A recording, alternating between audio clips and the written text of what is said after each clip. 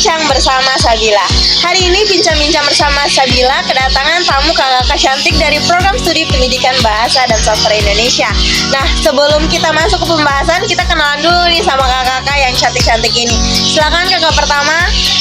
Perkenalkan, nama saya Suryanti Tiapon, biasa disapa Suri, mahasiswa aktif dari program studi pendidikan bahasa dan sastra Indonesia. Iya, perkenalkan, nama saya Nurdalia Mokhtar, biasa disapa Iya. Saya juga mahasiswa aktif dari program studi pendidikan bahasa dan sastra Indonesia. Halo, perkenalkan, nama saya Latila Jumar, biasa disapa Lat, pendidikan bahasa dan sastra Indonesia. Oke, jadi hari ini kita kedatangan tamu yang cantik-cantik ya ternyata, tanpa ganteng di dalamnya. Jadi berbicara tentang cantik dan tampan nih. Jadi kita akan bahas tentang masalah gender yang ada juga dibahas di salah satu novel, yaitu novel Pasun Jiwa karya Oki Madasari. Jadi hari ini kita akan membahas novel Pasun Jiwa karya Oki Madasari. Dan aku sangat yakin kalau kakak-kakak yang ada di sini pasti sudah membaca novel Pasun Jiwa ya pastinya. Oke, tanpa membuang waktu lagi kita langsung masuk ke pembahasannya. Jadi menurut kakak-kakak nih, novel Pasun Jiwa ini sebenarnya membahas tentang apa sih? Nah, jadi di dalam buku Pasun Jiwa itu sudah menjelaskan tentang perjalanan dua tokoh, yaitu Sasana dan Jakawani.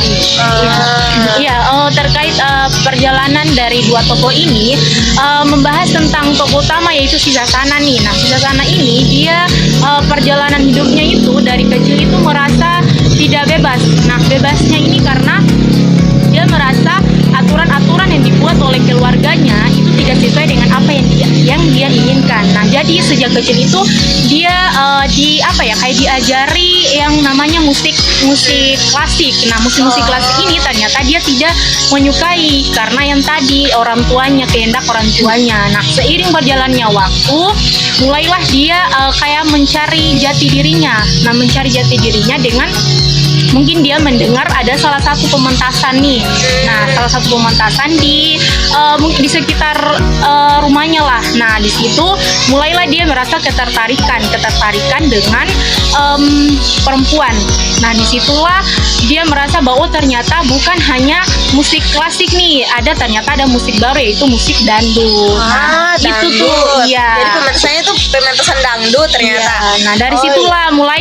Tapi di situ tuh dia tidak dia tidak bisa mengekspresikannya karena tadi dia yang kodratnya sebagai laki-laki, makanya kayak ketertarikannya itulah yang tidak bisa membuat dia mengekspresikan. Tetapi beriring berjalannya waktu, dia masuk ke dunia perkuliahan. Nah, dunia perkuliahan inilah dia mulai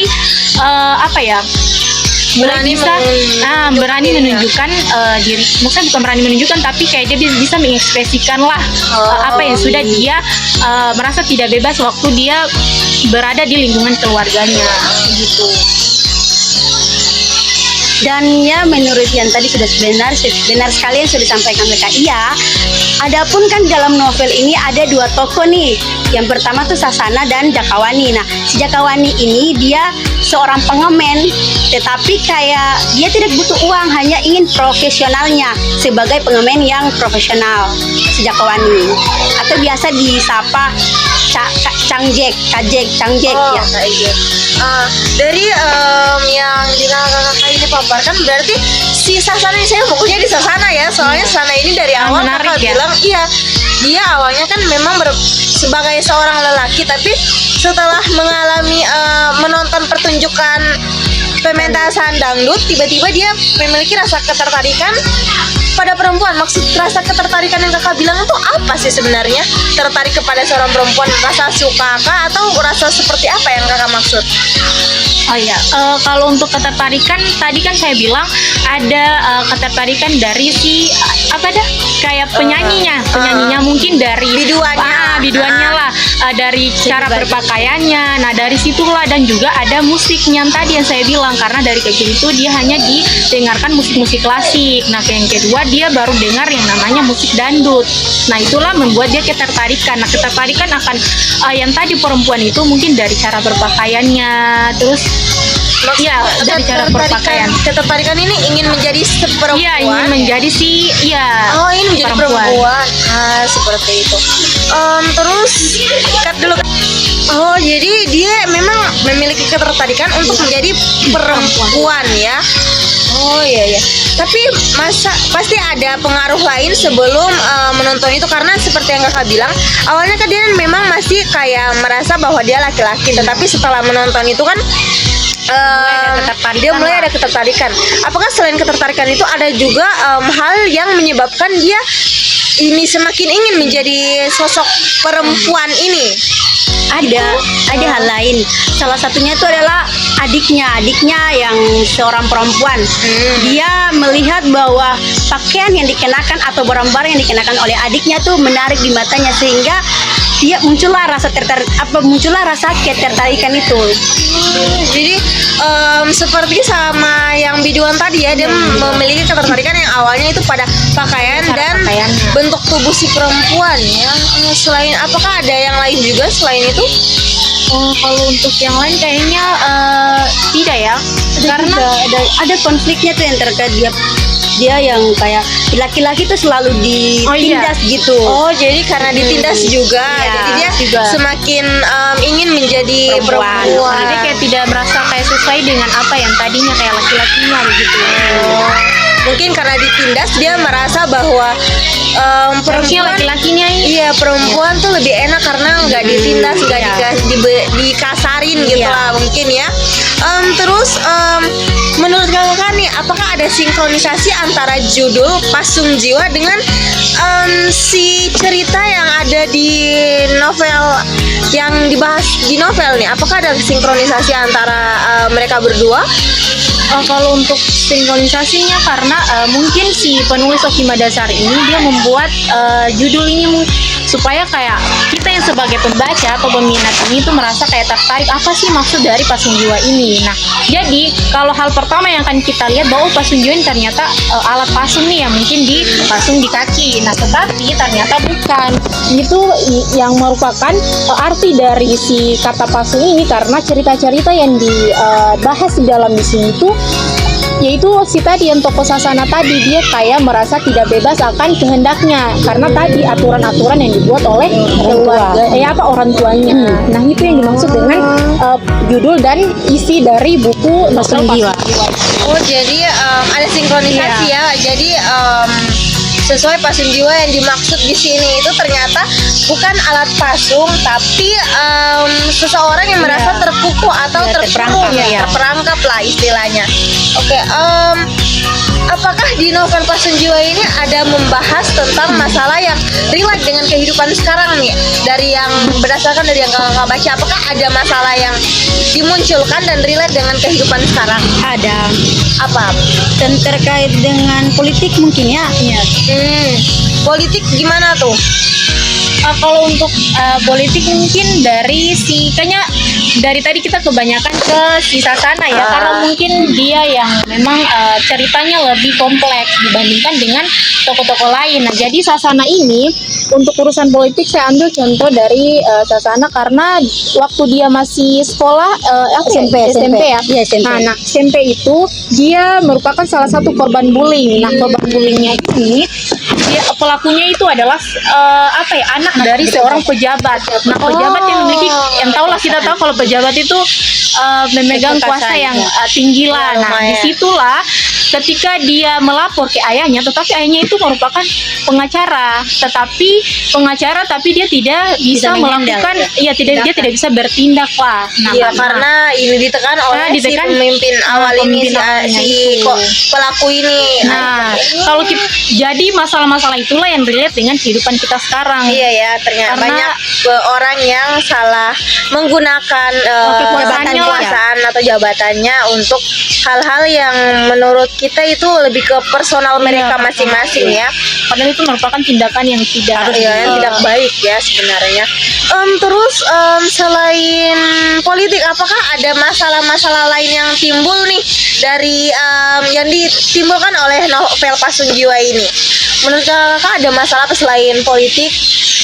ada juga yang ya mungkin yang tentang kenaikan penindasan, kenaikan upah, meminta kenaikan upah di salah satu perusahaan.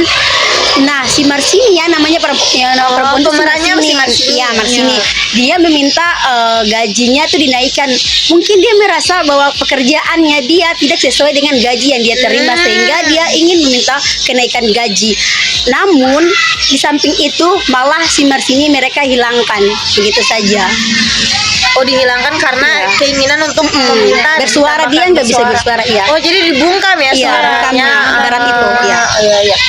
Selain itu, oh iya, di novel ini juga kan membahas tentang gender karena yang tadi kakak bilang kan, si perempuan, si laki-laki ini ya, laki-laki ini dia merasa tidak sesuai dengan gender yang sudah diberikan oleh Tuhan kepadanya, dan ingin merubahnya karena merasa bahwa itu tidak sesuai. Padahal sebenarnya harusnya memang harus diterima karena memang itu adalah takdirnya, kodratnya ya. Selain berarti di dalam novel ini tuh ada permasalahan politik, penindasan kekuasaan, kebebasan. Oh iya, banyak sekali kebebasan masalahnya juga. Iya, terus menurut dari kakak nih, kan novel Pasun Jiwa ini saya sudah sempat membaca sinopsisnya teman-teman. Di sinopsisnya ini ternyata si pemeran Jakawani dia kembali bersama Sasana yang awalnya dia sudah ke jalan yang lurus nih. Nah, kalau menurut saya ya itu tidak masih membuat saya jengkel kenapa dia harus kembali gitu. Terus kalau menurut kakak gimana nih? Apakah ending dari novel ini sesuai dengan keinginan kakak atau tidak? Kayaknya tidak. Karena kenapa tuh? Karena kita berharap bahwa selepas dia tidak bertemu lagi dengan si Sasana, maka akan tetap pulang ke jalan yang baik, yang lurus ya. Alangkahnya padahal nggak sesuai dengan ekspektasi yang kita harapkan. Harapan kakak gimana ini? Harapannya itu sebenarnya awal sebelum baca endingnya nih.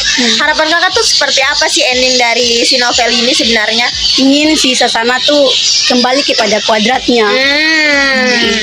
Dan Jakawani tetap ke jalannya lah. Iya. Terus kalau menurut kakak gimana?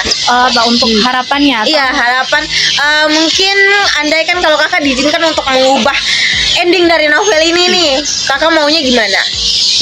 Kalau untuk mengubahnya kayaknya tidak ya, mungkin karena lebih ke apa ya? Karena mungkin si penulis Oki Madasari membuat novel ini lebih gimana ya, kayak mungkin sesuai dengan apa yang ada di dalam cerita-cerita lah, kisah-kisah. Tapi kalau untuk endingnya itu kayak saya kurang memuaskan lah karena merasa bahwa kenapa si Cakman atau si Jakawani ini tuh kembali lagi. Padahal kan awalnya tuh kan dia itu adalah seorang pengamen yang membawa si ini yang Sasana ini sehingga dia bisa mengekspresikan yang tadi tuh kodratnya yang sebagai mengubah kodratnya sebagai perempuan. Nah, saya maksud dari endingnya itu kayak tidak sesuai saja. Kenapa sih si Cakman atau si Jakawani ini tuh harus kembali menjadi, padahal dia kan awalnya itu dia menjadi Jaka Baru ya. Jaka Baru yang apa sih? Yang pengamen. Ya bukan pengamen tapi berubah menjadi orang-orang yang agama-agamawan, alim-alim. Tetapi ketika dia sudah bertemu si Sasana, dia malah berubah menjadi pengamen. Padahal itu kan hal baik. Kenapa dia di endingnya tuh dia malah kembali ke Sasana? Nah itu tadi. Kalau menurut kakak gimana? Endingnya itu tidak sesuai dengan yang saya mau. Yang saya mau itu si Sasana dan Jakawani itu tidak berjalan bersama-sama. Mungkin itu. Iya. Oh, jadi di ending itu iya berarti artinya novel ini juga membahas tentang psikologi juga ya. Jadi dari yang kakak ceritakan psikologi yang saya tangkap di sini tuh dari psikologi si Sasana dan juga psikologi dari si Jakawani juga ya. Oh, ternyata ya. Berarti novel ini banyak membahas tentang hal-hal yang relate di kehidupan sekarang. Jadi teman-teman, bila kalian penasaran, kalian bisa langsung saja baca Oki Madasari Pasung Jiwa. Jadi seperti yang telah dijelaskan, Oki Madasari Pasung Jiwa ini masalahnya cukup relate di kehidupan sekarang, seperti tentang masalah gender yang beberapa orang merasa tidak relate dengan kuadratnya yang diberikan oleh Tuhan. Dan juga ada masalah-masalah tentang penindasan, psikologi, dan juga politik. Jadi kalau teman-teman ingin penasaran kisah lebih lanjut, karena novel ini sangat menarik lah untuk teman-teman, karena di awalnya itu sudah menghadirkan psikologi. Jadi teman-teman bisa melihat secara langsung atau membelinya secara langsung di Gramedia ya. Iya, Gramedia. Dan juga bisa secara online. Jadi oh iya, terima kasih Kakak atas waktunya. Penjelasannya sangat mudah dipahami. Padahal saya belum baca sampai akhir, tapi saya sudah paham bahwa novel Pasung Jiwa ini menceritakan tentang apa. Jadi semoga apa yang Kakak sampaikan bisa tersampaikan ke teman-teman yang ada di rumah. Jadi saya Sabila, Saya Suryanti. Saya Nurdalia. Dan saya Latri. kami pamit undur diri. Sampai jumpa di Bincang-bincang bersama Sabila di episode berikutnya. Bye-bye.